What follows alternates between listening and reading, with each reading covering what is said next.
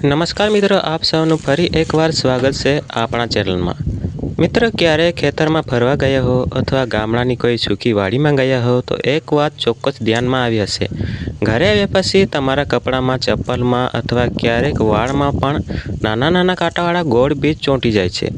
ઘણા લોકો તેને સામાન્ય ઘાત સમજીને કાઢીને ફેંકી દે છે, પણ મિત્ર, આ નાનકડા કાંટામાં પ્રકૃતિનું એક અદ્ભુત રહસ્ય છુપાયેલું છે। આજે આપણે જાણીશું આ બીજ કપડામાં કેમ ચોંટે છે, આ પાછળ શું વિજ્ઞાન છે અને કેવી રીતે આ નાનો છોડ દુનિયાની એક મોટી શોધ માટે પ્રેરણા બન્યો છે। તો વિડીયો અંત સુધી જરૂર જોતા રહેજો, કારણ કે આજનો વિડીયો ખરેખર આશ્ચર્યજનક છે। મિત્ર, પ્રકૃતિમાં દરેક વસ્તુનું પોતાનું એક કારણ હોય છે। વૃક્ષો ફળ કેમ આપે છે, ફૂલોની સુગંધ કેમ આવે છે, પક્ષીઓ કેમ ગાય છે, આ બધાની પાછળ કંઈ ને કંઈ કુદરતી પ્રક્રિયા કામ કરતી હોય છે। એ જ રીતે આ કાંટાવાળા બીજ પણ માત્ર કાંટા માટે નથી બન્યા, તેની પાછળ એક ખાસ મિશન છે, અને એ મિશન છે પોતાની નવી પેઢી ફેલાવવાનું। હવે તમે વિચારતા હશો, એક નાનું બીજ આખરે ક્યાં જઈ શકે? તે ચાલી શકતું નથી, ઉડી શકતું નથી, તો પછી તે દૂર દૂર સુધી કેવી રીતે પહોંચશે? મિત્રો, અહીંથી શરૂ થાય છે પ્રકૃતિનું કમાલનું વિજ્ઞાન। આ બીજના બહારના ભાગમાં નાના નાના હૂક જેવા કાંટા હોય છે। જેમાં જ કોઈ માણસ, પશુ અથવા પક્ષી તેની નજીક પસાર થાય, તેમજ આ બીજ તરત ચોંટી જાય છે, અને પછી માણસ કે પ્રાણી જ્યાં જાય, આ બીજ પણ ત્યાં સુધી મુસાફરી કરે છે। ઘણા કિલોમીટર દૂર પહોંચ્યા પછી જ્યારે તે કપડામાંથી નીચે પડે છે, ત્યારે નવી જગ્યાએ એક નવો છોડ ઉગી આવે છે।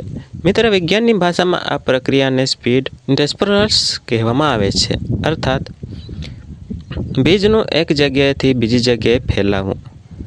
પ્રકૃતિએ છોડને એક જ જગ્યાએ બાંધી દીધા છે, પણ તેના બીજને આખી દુનિયામાં ફેલાવવાની શક્તિ આપી છે।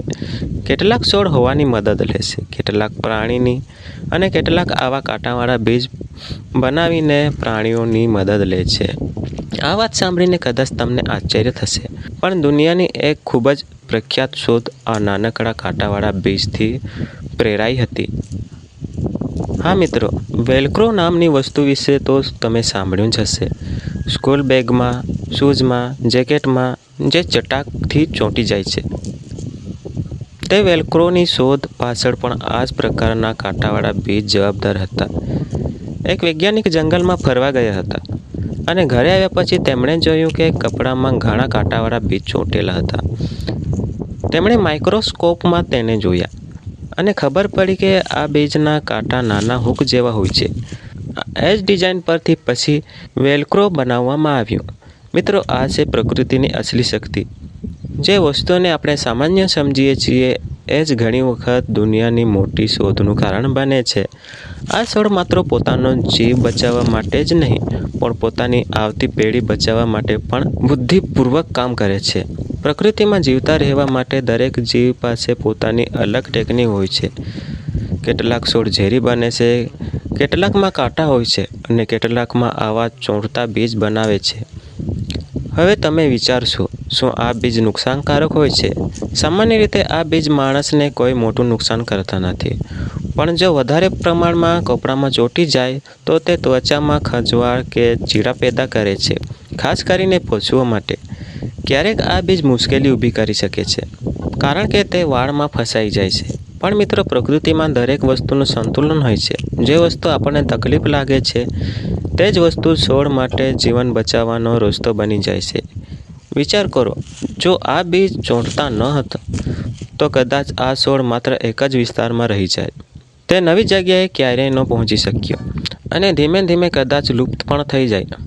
એટલે પ્રકૃતિ તેને એક અનોખી ડિઝાઇન આપી, નાના હૂક, નાના કાંટા અને ચોંટવાની અદ્ભુત શક્તિ। મિત્રો, આવી નાની નાની વસ્તુઓ આપણને શીખવે છે કે પ્રકૃતિમાં કંઈક વ્યર્થ નથી। દરેક વસ્તુ પાછળ એક કારણ છે, એક સિસ્ટમ છે, એક વિજ્ઞાન છે, અને કદાચ એટલા માટે જ વૈજ્ઞાનિકો આજે પણ પ્રકૃતિ પાસેથી નવી નવી વસ્તુઓ શીખી રહ્યા છે।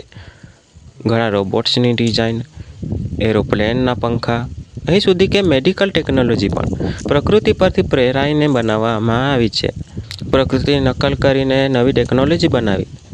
અને આ નાનકડું કાંટાવાળું બીજ પણ બાયોમિમિક્રીનું એક સુંદર ઉદાહરણ છે.